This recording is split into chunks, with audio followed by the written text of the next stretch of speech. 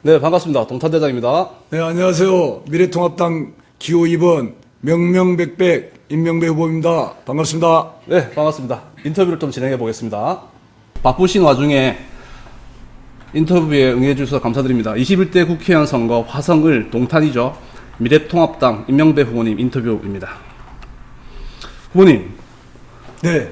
이 하이발은 근데 왜 썼습니까? 이게 동탄이 아직 해야 될 일이 너무 많습니다. 재개발에 준하는 일들을 해야 되기 때문에 그 각오를 나타내기 위해서 모자를 썼습니다. 헬멧이죠. 영어로 하면 헬멧. 예. 이게 좀 익숙하지가 않은 것 같은데. 네, 저 욕도 많이 먹었습니다. 근데 하이바가 좀 어울리는 것 같습니다. 네, 제가 원래 공장 노동자 출신입니다. 좀 어울릴 겁니다. 예. 약간 삐딱하게. 네, 학교 다닐 때도 모자도 좀 삐딱하게 쓰고 똑바로 쓰면 멋이 안 나요. 약간 삐뚤게 써야 멋집니다. 멋스럽습니다. 예, 그런 것 같습니다. 예, 후보자 정보 공개 자료를 통해서 제가 정리를 해봤는데 간략하게 설명을 좀 드리겠습니다. 생년월일은 66년 7월 30일 만 53세 되시고요. 출생은 경북 예천 시골 출신이시네요. 그렇죠. 네, 시골 출신. 이농가정입니다. 네. 그리고 81년도 고익 검정고시를 합격하셨고 직업은 동국대학교 조경학과 초빙 교수입니다. 이 초빙 교수는 매일 나가는 건 아니죠? 그렇죠. 일주일에 한 번 3시간 강의하면 됩니다. 예. 그리고 동탄 미래 세대 전략연구소 이사장인데 이건 언제 설립을 하셨습니까? 2년 전에 당협위원장을 맡으면서 제가 미래 세대 우리나라를 떠받칠 미래 세대의 사회적, 정치적 진출에 디딤돌이 되어주자.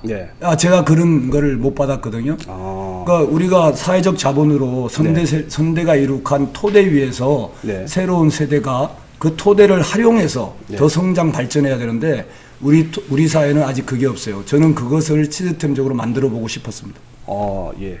알겠습니다. 그리고 경력은 전 청와대 대통령실 행정관. 전이라면 언제적 정부를? 저는 이명박 정부 때 청와대 대통령실 행정관을 했는데 그 계기가 제가 자산관리공사 IMF 때 부실채권 정리기금으로 IMF를 극복한 중추적 기관이죠.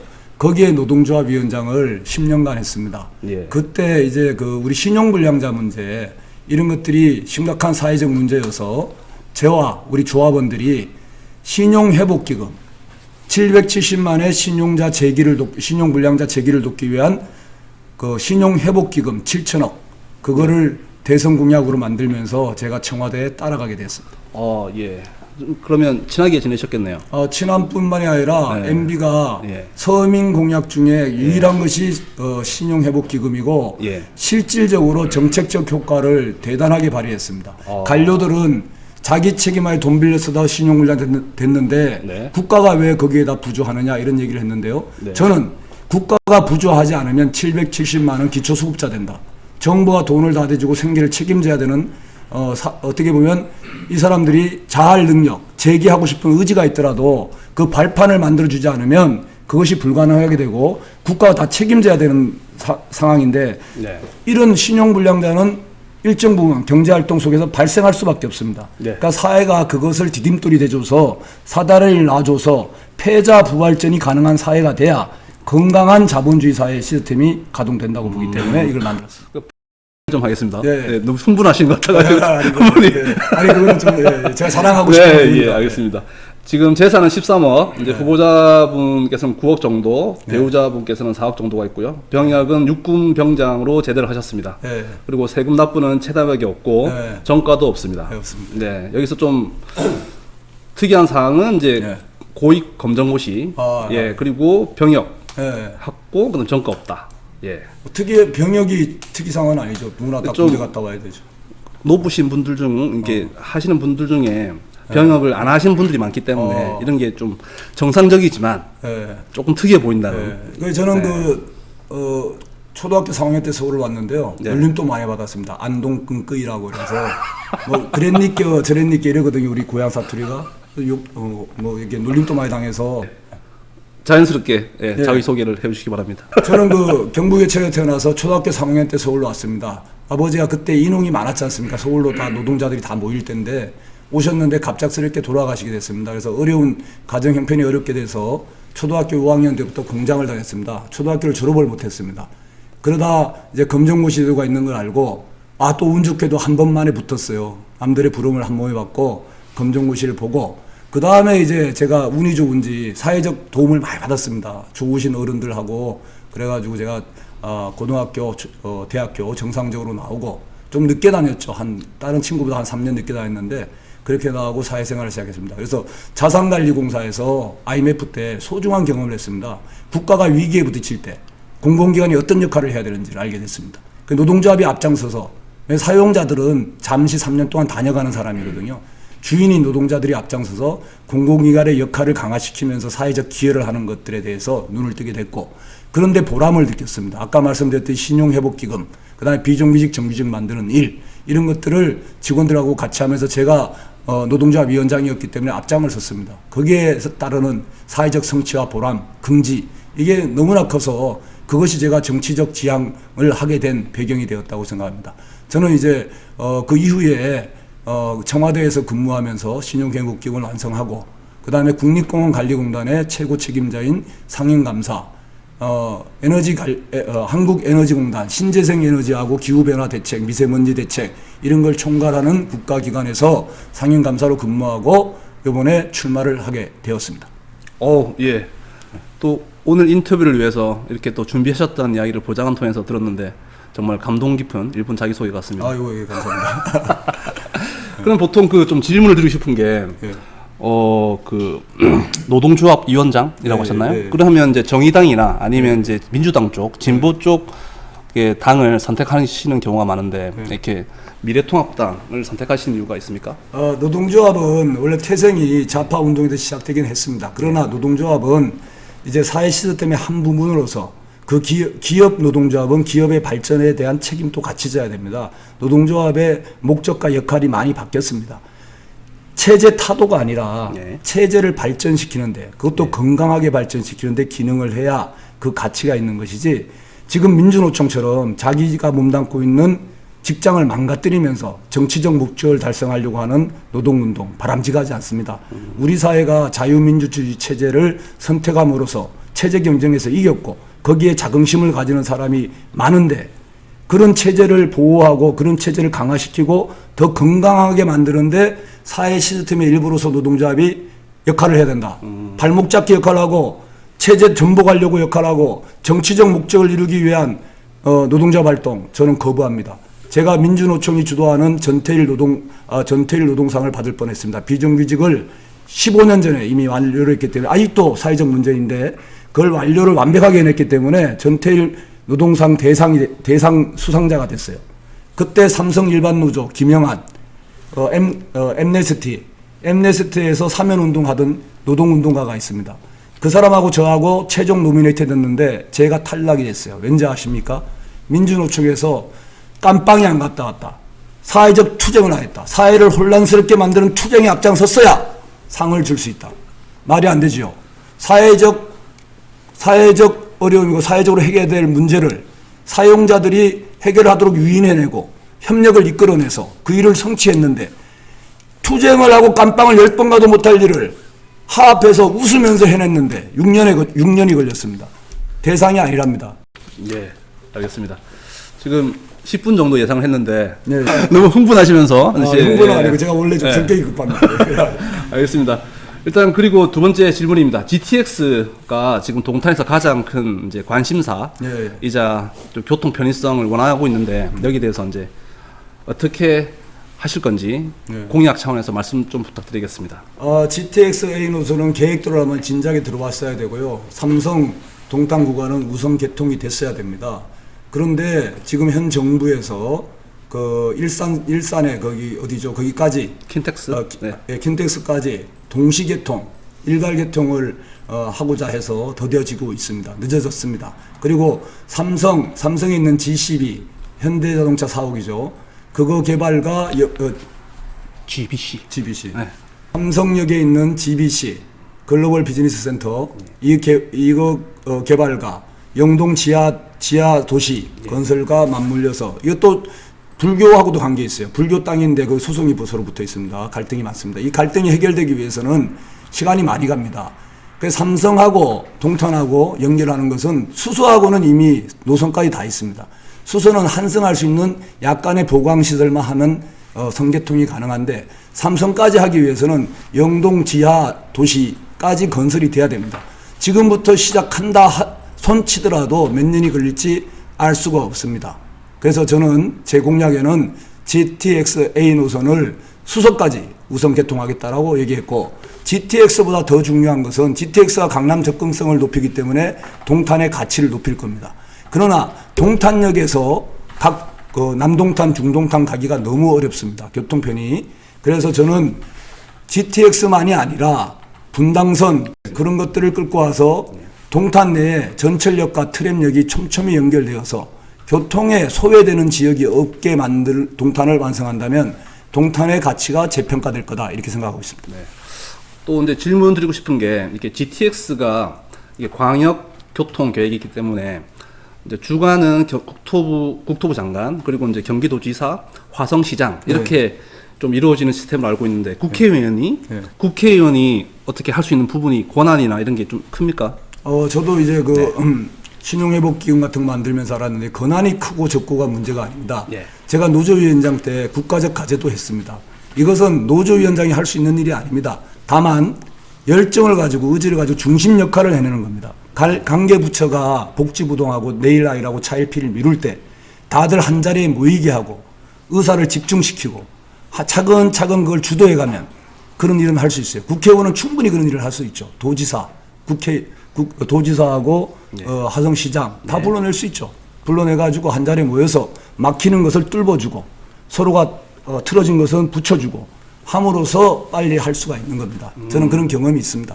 예, 그러니까 실질적인 그렇죠. 이거는 권한과 책임 가지고 할 수 있는 게 아니고요. 예. 열정과 권한이 더해지면 더 빨리 할 수 있는 거죠. 우리가 국회의원이라는 공적인 책무를 갖게 되면 열정이 거기 보태진다면 빨리 땡길 수 있는 그런 여러 가지 노력들을 효과적으로 해낼 수 있다고 저는 생각합니다. 예, 감사합니다.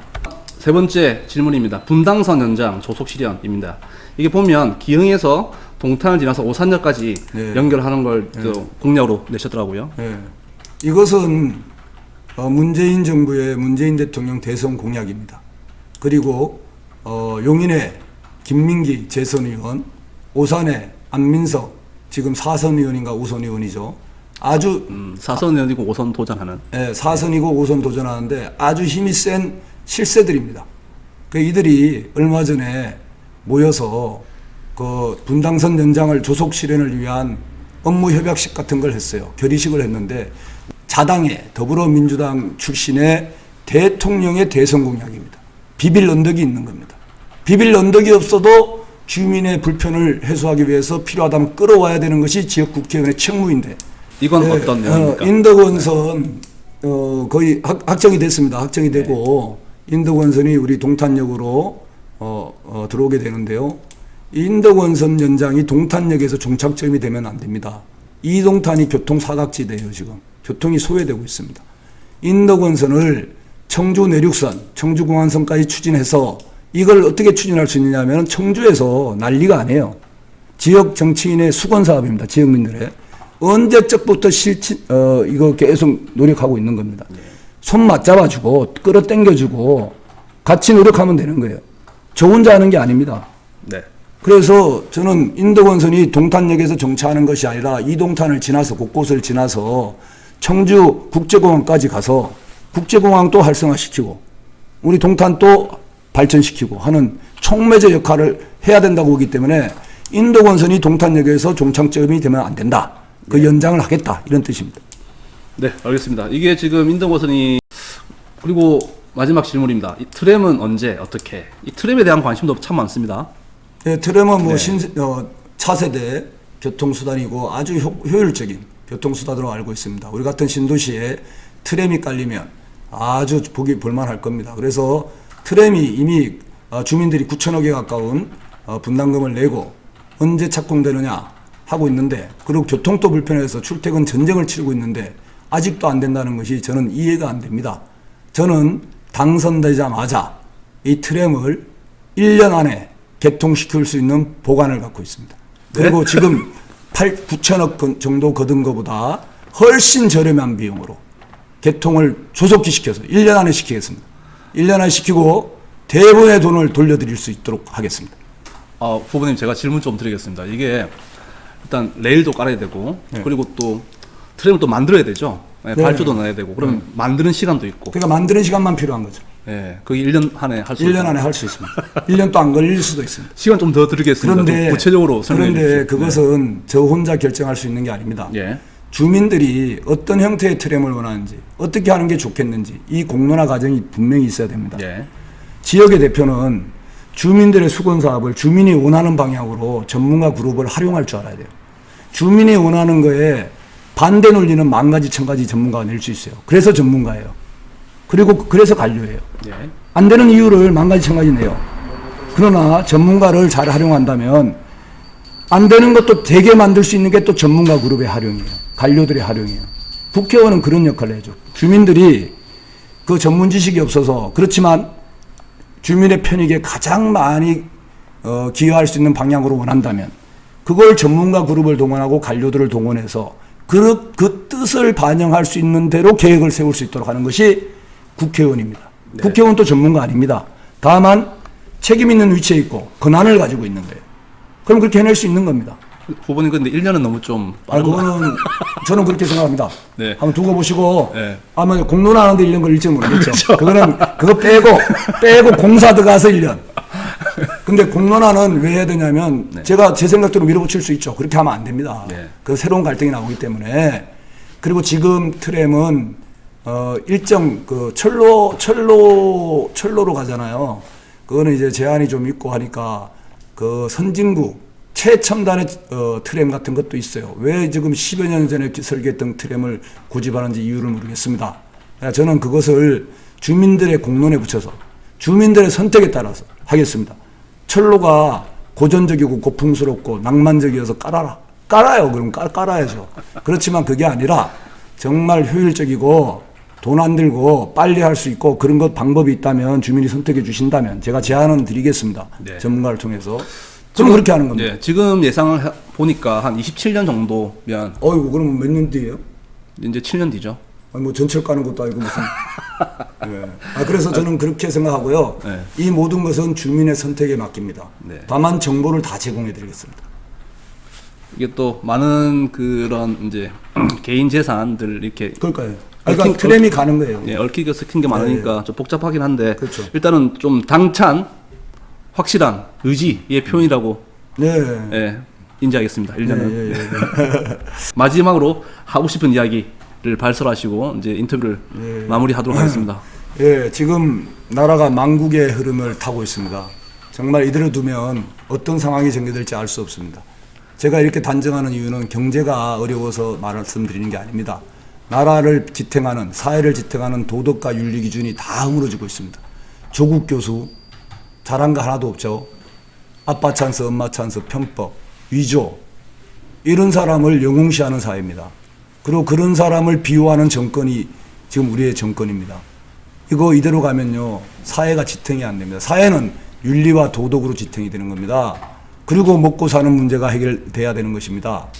우리 사회 마지막 기반이 허물어지고 있습니다. 이거 4.15 총선에서 심판하셔야 됩니다. 총선은 주권자가 주권자로서야 한 번의 기염을 토해서 정신 차리게 만드는 겁니다. 자기 책무하나는 게으른 국회의원, 직무유기하는 녹슨 정치인 아웃시키는 날입니다. 그리고 새로운 희망을 싹틔울 선택의 시간이기도 합니다. 일 잘하고 열정이 있고 지역 주민의 뜻을 받들어서 지역 발전시킬 수 있는 후보, 그리고 나라의 경제에 그리고 나라의 도덕 윤리 기준에 망해가는 나라에 브레이크를 걸 수 있는, 폭주하는 전차에 브레이크를 걸 수 있는 그런 후보를 하나하나 선택해서 나라가 제자리를 잡고 정상화될 수 있도록 만드는 선택의 시간이기도 합니다. 주민 여러분 잘 알고 계실 겁니다. 속이 분노가 치밀어 오르지만 4.15 총선을 기다리고 있으셨을 겁니다. 그러나 우한 코로나 때문에 선거로 나오시기 불안한 분도 있을 겁니다. 그러나 우리가 작은 장애 극복해야 됩니다. 더 큰 우리의 불행을 막기 위해서 한 분 한 분 투표하는데 주저없이 나와 주시기를 간곡히 부탁드리고, 저 임명배 꼭 선택해 주시기를 말씀드립니다. 저 주민의 뜻에 반해서 딴짓하는 국회의원 아닙니다. 열심히 일하겠습니다. 감사합니다. 네, 어우, 후보님 오늘 정말 고생 많으셨습니다. 마지막 남은 게 있습니다. 내용이 도움이 되었다면 좋아요, 네, 눌러주시고요. 계속해서 부동산 소식을 듣고 싶다면 구독 부탁드립니다. 감사합니다. 네, 고맙습니다. 네. 네. 아유, 고생하셨습니다. 네. 이게 하다 보니까 이게 내가 목소리가 너무 그냥